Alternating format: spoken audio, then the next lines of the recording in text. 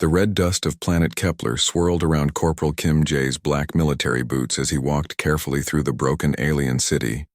His team of 4 human soldiers moved quietly between the tall, crystal buildings that stuck up from the ground like broken glass.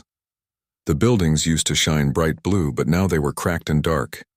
Jay held his plasma rifle tight in his hands. Something felt wrong about this place. It was too quiet, too empty. The Zalari people who lived here were gone, but where did they go? His mission was simple: get information about enemy movements and get out fast. Private Lee Min walked behind him, his young face serious under his helmet. Min was only 20 years old, but he had good instincts. He saved their team many times before. "Corporal," Min whispered into his radio, "this feels like a trap." Jay nodded, but kept walking. They needed this information. The war against the Vorthak Empire was not going well. Humans and their alien friends in the coalition were losing badly. Every piece of intelligence could save thousands of lives. The team moved past a large fountain in the center of the city. The water was gone now, leaving only dried crystal formations that looked like frozen tears. Jay could see scorch marks on the buildings where energy weapons had hit. The attack here was recent, maybe only a few days ago. Private Song Ho, their demolitions expert, pointed to the ground. "Fresh tracks, Corporal. Big ones. Vorthak soldiers were here recently." Felt his stomach tighten. The Vorthak were 8 feet tall with hard shell-like skin and 4 arms. They were brutal fighters who showed no mercy to anyone, soldier or civilian. If they were still in the area, his small team was in serious danger. They moved deeper into the city. The crystal buildings got taller and the shadows got darker. Jay's scanner beeped softly, showing energy signatures ahead. This was what they came for: a Vorthak communications hub that could tell them about enemy troop movements. "Set up a perimeter," Jay ordered quietly. "Min, you watch our 6. Ho, get ready to download what we need. Park, keep an eye on those rooftops." Private Park Sue, their sniper, climbed up some rubble to get a better view. His rifle scope swept across the broken cityscape.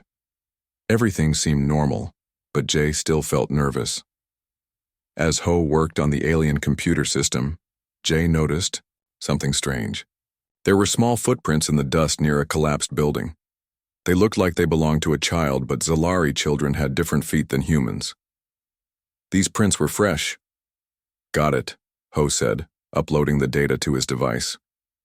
"Looks like the Vorthak are planning a major assault on the Kepler system. 3 full battle groups. This was exactly what Coalition Command needed to know." Jay felt relief wash over him. They could save the lives of millions of people with this information. "Pack it up. We're leaving." But as they turned to go, the world exploded around them. Purple energy beams cut through the air like deadly lightning. Vorthak warriors appeared from hidden positions all around them, behind broken walls, on top of buildings, even from underground tunnels. The aliens had been waiting for them, using the communications hub as bait. "Ambush!" Jay shouted, diving behind a chunk of crystal wall. Energy bolts sizzled past his head, leaving smoking holes in everything they touched. His team scattered, taking cover wherever they could find it. The Vorthak moved with deadly precision. Their forearms allowed them to carry multiple weapons, and their hard shells could stop most small arms fire. Jay counted at least 12 enemies, maybe more. His team was outnumbered 3-1. "We need to move." Min's voice cracked over the radio. The young soldier was pinned down behind a fountain, energy bolts chipping away at his cover. "My position is taking heavy fire." Jay returned fire with his plasma rifle, watching his shots bounce harmlessly off Vorthak armor. They needed heavier weapons or a miracle to get out of this alive. His tactical computer showed more enemies approaching from the north. They had maybe 2 minutes before being completely surrounded. That's when he saw her. A small figure moved in the rubble of a collapsed building about 50 meters away. At first, Jay thought it was just debris shifting in the wind, but then he saw the blue glow. It was a Zalari child, maybe 6 years old by human standards. She was trapped under a heavy crystal beam, her small arms reaching out desperately. The little girl's skin flickered with bright blue patterns. What Jay knew meant fear and pain in Zalari body language. Her large violet eyes reflected the weapon fire around her like mirrors. She was trying to call for help, but her voice was too weak to hear over the battle. Jay felt something twist in his chest. The child had probably been hiding here for days, maybe since her family was killed in the original attack. She was alone, scared, and about to die either from her injuries or when the Vorthak found her. The mission data in his computer could save millions of lives. His duty was clear: get the intelligence back to Coalition Command at any cost. But looking at that terrified child, Jay realized that sometimes duty meant something different than following orders. "Jay, we need to move." Li Min's voice cracked over the comm. "Intel says there's a full battalion moving in from the north. We have maybe 2 minutes before we're overrun." Corporal Jay looked at his tactical display. The mission data they'd gathered was crucial for the Coalition's defense of the outer systems. Protocol was clear: extract immediately, preserve the intelligence at all costs. But the child's eyes met his across the battlefield, and something in his chest tightened. "Negative," he said, surprising himself with the firmness in his voice. "I'm going for the kid." "Are you insane?" came the reply from his commanding officer through the static-filled comm. "That's a direct order, Corporal. Fall back with your team now." Jay switched off his comm and looked at Li Min. "Cover me." Without another word, he broke from cover and sprinted toward the trapped child, his powered armor's servos whining as energy bolts scorched the air around him. Jay sprinted across the battlefield, his boots pounding against the broken crystal ground. Purple energy beams cut through the air around him like deadly lightning. One blast hit the ground next to his foot, sending hot fragments of crystal flying against his armor. Behind him, he could hear Li Min shouting and firing his rifle to give him cover. The sound of weapons was so loud it hurt his ears even through his helmet. But all Jay could think about was the small blue figure trapped under the heavy beam. He reached the collapsed building and dropped to his knees beside the Zalari child. Up close, he could see how badly she was hurt. The crystal beam was as thick as his waist and pinned her legs to the ground. Her blue skin was pale and flickered weakly with pain patterns. "It's okay, little one," Jay said, even though he knew she couldn't understand him. He grabbed the beam with both hands and pulled. His armor's power system whined as the servos tried to help, but the beam was too heavy. It barely moved. The child looked up at him with huge violet eyes full of tears. She said something in her language that sounded like a question. Her voice was so small and scared that it made Jay's heart ache. He tried again, bracing his feet against the rubble and using his whole body to lift. This time, the beam moved a few inches. Crystal dust fell from the ceiling above them as the building groaned. The whole structure was unstable and could collapse at any moment. "Come on," Jay muttered through gritted teeth. Sweat ran down his face inside his helmet. His shoulder burned where the plasma bolt had hit him earlier, but he ignored the pain. The little girl reached out and touched his armored hand with her small fingers. When he looked down at her, she smiled. It was a tiny, brave smile that said she trusted him completely. That smile gave him strength he didn't know he had. Jay took off his helmet so she could see his face properly. "I'm going to get you out of here," he said in a gentle voice. "I promise." The child's eyes went wide when she saw his human features. She had probably never seen a human before. But instead of being scared, she seemed curious. She touched his cheek with one finger, feeling the difference between human and Zalari skin. A shadow fell across them. Jay looked up to see a massive Vorthak warrior standing in the doorway of the ruined building. The alien was 8 feet tall with 4 powerful arms and armor that looked like black insect shells. Its mandibles clicked together as it prepared to attack. The Vorthak raised an energy blade that crackled with purple electricity. It spoke in its harsh language, probably telling Jay to surrender. But Jay had no intention of giving up now.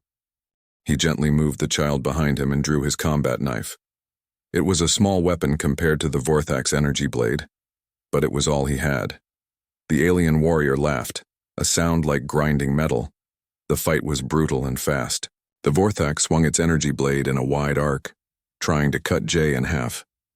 He rolled to the side just in time, feeling the heat from the weapon burn his back. The blade hit the crystal wall behind him and sent sparks flying everywhere. Jay came up from his roll and slashed with his knife, but the Vorthak's armor was too thick. The blade barely scratched it. The alien backhanded him with one of its free arms, sending him flying across the small room. His head rang as he hit the wall hard. The Vorthak moved toward him, energy blade raised for the killing blow. But then the little Zalari girl did something unexpected. She threw a piece of crystal at the warrior's head. The crystal was small and didn't hurt the Vorthak, but it surprised him enough to make him turn around. That was all the time Jay needed. He lunged forward and drove his knife up under the alien's helmet, finding the weak spot at the neck joint. The Vorthak made a horrible gurgling sound and fell backward, its energy blade flickering out. Purple blood pooled on the crystal floor. Jay turned back to the trapped child. She was staring at him with amazement, as if she couldn't believe what had just happened. He smiled at her and went back to work on the beam. This time, with adrenaline still pumping through his system, he managed to lift the heavy crystal high enough for her to pull her legs free. She cried out in pain as feeling returned to her crushed limbs. But she was alive. "Can you walk?" he asked, knowing she wouldn't understand but hoping she would get the idea. She tried to stand but immediately fell down. Her legs were too damaged. Without hesitation, Jay scooped her up in his arms. She was lighter than he expected, and she wrapped her small arms around his neck. "Hold on tight," he told her. She seemed to understand because she gripped him tighter. The sounds of battle were getting closer. Through the broken wall, Jay could see more Vorthak warriors moving through the ruins. His team was still fighting, but they were outnumbered and running out of time. Taking a deep breath, Jay ran out into the chaos, using his own body as a shield to protect the small life in his arms. The Coalition medical bay was bright and clean, very different from the dusty battlefield where Jay had found the little girl.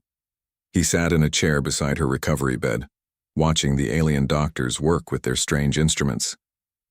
His shoulder was bandaged where the plasma bolt had burned him, but he refused to leave until he knew she was safe. The Zalari child lay very still on the white bed. Her blue skin was brighter now that she had received proper medical care. The doctor said her legs would heal completely, but it would take time. What worried them more was her mind. She had not spoken a single word since the rescue. "She is in shock," explained Dr. Yoon, the human medic in charge of her care. "She has seen terrible things. Her family is gone, and she was alone for many days. Sometimes the mind needs time to heal just like the body." Jay nodded but didn't leave his chair. Something about the small girl reminded him of his younger sister back on Earth. He felt responsible for her now, like she was family. On the third day, the Universal Translator finally came online. It was a small device that could change any language into another language instantly. The first thing the girl said was very quiet. "Are you real?" she asked, her voice coming through the machine in perfect Korean. Jay smiled and leaned closer to her bed. "Yes, I'm real. My name is Jay. What's your name?" "Nari," she whispered. "That means flower in your language too, doesn't it?" Jay was surprised. "How did you know that?" "My mother taught me some human words before." Nari's voice trailed off, and her skin patterns turned dark blue, which meant sadness. "I'm sorry about your family," Jay said gently. "But you're safe now, I promise." Over the next few days, Nari began to tell her story in small pieces. The Vorthak had attacked her city, without warning. Her parents had hidden her in the basement of their house before running to help other families escape. She waited for them to come back, but they never did. When the building collapsed, she was trapped for 3 days with only dirty water and some old food. "I thought I was going to die alone," she said one afternoon as Jay helped her eat some soup. "I was so scared." "But you didn't die," Jay replied. "You were very brave." "No, I wasn't brave. I just hid and cried." "Being scared doesn't mean you're not brave. Brave means you keep going even when you're scared." Nari thought about this for a long time. Then she asked the question that had been bothering her since the rescue. "Why did you come back for me? Your friends told me it was dangerous. You could have died." Jay had been thinking about this question too. Other soldiers had asked him the Same thing. Even his commanding officer wanted to know why he had disobeyed orders to save one alien child. Because you needed help, he said simply. But I'm not human. I'm not even from your planet. Why does that matter to you? This was harder to explain. Jay had grown up on Earth where humans helped each other, but he knew that many alien species didn't think the same way. They cared about their own people first and strangers came last. On my planet, we have a saying, Jay told her. It means that all children belong to everyone. When a child is in danger, every adult has a duty to help, no matter who that child is. Nari's eyes grew wide. Really? Even if the child is different from you? Especially then. That same day, other coalition members came to visit Nari. First came some Zentari diplomats with their long necks and feathered heads. They spoke politely about the war and how sorry they were for her loss, but they didn't stay long. Then came some Calyx medical staff who checked her injuries and left quickly. Even some other Zalari refugees visited, but they seemed uncomfortable. They talked about finding her a new family on a safe planet, but they treated her more like a problem, to be solved than a person to be cared for. They don't understand, Nari said to Jay after the visitors left. They think about the war and the big picture. They don't see me. I see you, Jay said. To make her feel better, Jay started bringing small gifts from the human quarters of the base. First, he brought chocolate bars that made Nari's eyes light up with wonder. Zalari people had never tasted anything so sweet. This is amazing, she said, her skin patterns turning bright yellow with happiness. Do all humans eat this? When we can, Jay laughed. It's a special treat. He also brought picture books about Earth animals. Nari was fascinated by cats and dogs, creatures that didn't exist on her world. She asked hundreds of questions about each animal. Someday, would you like to visit Earth? Jay asked. Could I really do that? Maybe. When the war is over, there will be time for visits. The other coalition soldiers watched these daily visits with curiosity. Some of them didn't understand why Jay spent so much time with one alien child. But the human soldiers understood. They started bringing gifts too, small toys, books, and drawings from their own children back home. Humans are strange, said Commander Kex, a Zentari officer. Most species would focus on the larger war effort. That's exactly why we're winning, replied Captain Park, Jay's commanding officer. We remember what we're fighting for. 3. Weeks had passed since the rescue, and Jay knew this day would come. The transfer orders arrived that morning, printed on official coalition paper that felt heavy in his hands.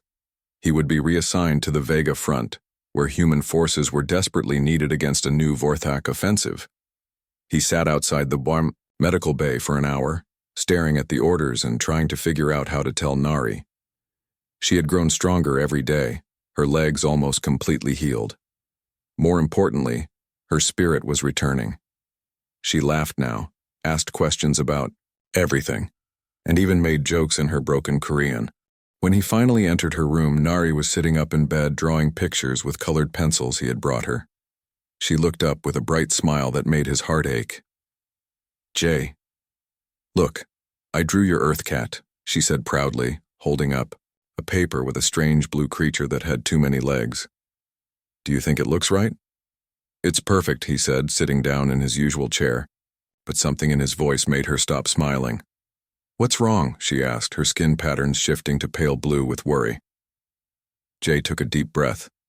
Nari, I have to tell you something. The war is not going well in other places.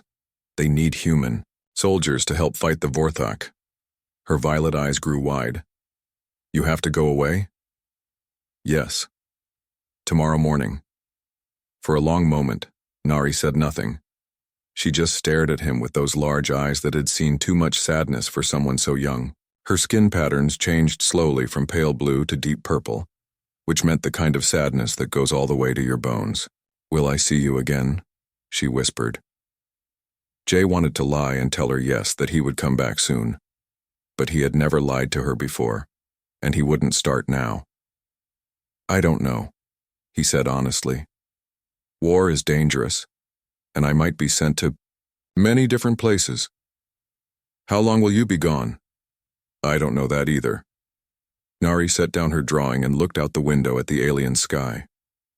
2 moons hung in the purple twilight like giant eyes watching over them. She was quiet for so long that Jay thought she might not say anything else. Then she reached under her pillow and pulled out something small and bright.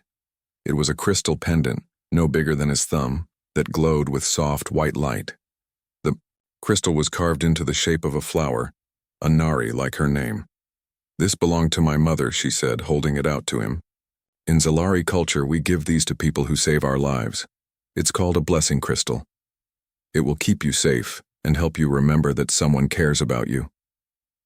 Jay's throat felt tight as he took the crystal. It was warm in his palm and pulsed gently like a heartbeat. Nari, I can't take this, it's too important. Please, she said. My mother would want you to have it. She always said that kindness should be passed from person to person, like light from one candle to another. That's when the tears started. They weren't like human tears that just rolled down cheeks. Zalari tears were streams of liquid light that traced glowing paths down her blue skin. In all the weeks he had known her, through all the pain and fear and sadness, Nari had never cried like this. Why are you crying now? Jay asked gently, though he felt like crying himself. Because I finally understand something, she said through her glowing tears. In our oldest stories, we have legends about beings who would sacrifice everything for strangers. We called them mythical heroes, creatures that only existed in fairy tales. But you're real. You came back for me when you didn't have to. You stayed with me when others would have left. You showed me that heroes aren't myths. Jay knelt down beside her bed so their eyes were level. I'm not a hero, Nari. I'm just a soldier who did what felt right. That's what makes you a hero, she said, wiping the glowing tears from her cheeks. Real heroes don't think they're special. They just do good things, because that's who they are. The next morning came too quickly. A Zalari family had agreed to adopt Nari and take her to a safe planet far from the war. They seemed kind, with children of their own who were excited to have a new sister. As Jay prepared to board his transport ship, Nari ran to him one last time. Her new family watched with understanding as she hugged him tightly. Remember what I told you about human saying? Jay asked, adjusting the crystal pendant around his neck. All children belong to everyone, she recited. That's right. And remember what you taught me about Zalari wisdom. Kindness should be passed from person to person, like light from one candle to another. Good girl. As his transport lifted off, Jay watched through the small window as Nari waved goodbye. The crystal around his neck pulsed steadily, warm against his chest. Later, when other soldiers asked him why he had risked everything for one alien child, Jay would give them the same simple answer he had given Nari. That's what we do. Those 4 words spread throughout the human forces like wildfire, becoming an unofficial motto that reminded them what they were really fighting for.